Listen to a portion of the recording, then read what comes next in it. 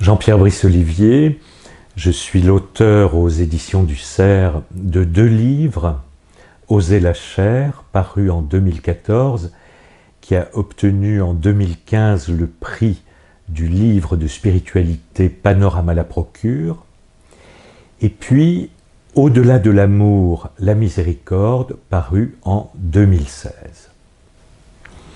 Sainte Marie-Madeleine, vierge et prostituée.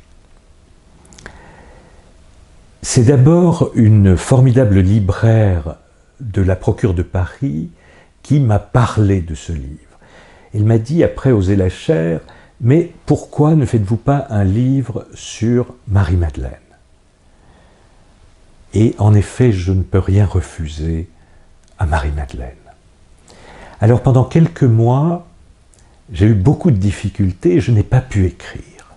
Et puis un matin, je me suis réveillé et je me suis dit, mais je suis obligé de faire une fiction. Je ne peux pas écrire sur elle, il y a trop peu d'éléments dans l'Évangile, et donc je suis obligé de faire un roman. Alors j'ai contacté l'éditeur qui a été d'accord, et c'est ce qui donne aujourd'hui ce livre, Sainte Marie-Madeleine, vierge et prostituée.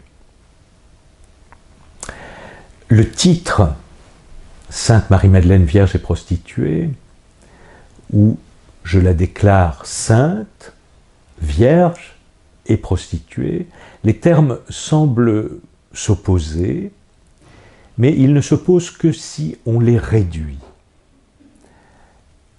La sainteté, je pense que la sainteté est un don de Dieu, elle vient de Dieu lui-même qui partage sa propre sainteté, et la sainteté de Marie-Madeleine est de toujours, tout au long de sa vie.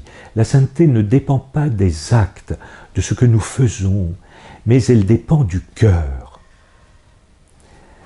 Quant à la virginité, elle ne peut pas se réduire à un simple détail anatomique.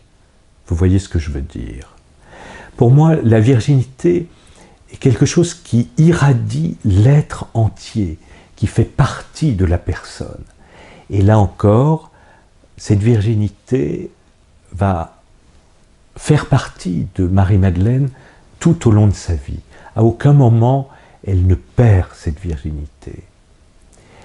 Alors, il y a ensuite sa prostitution.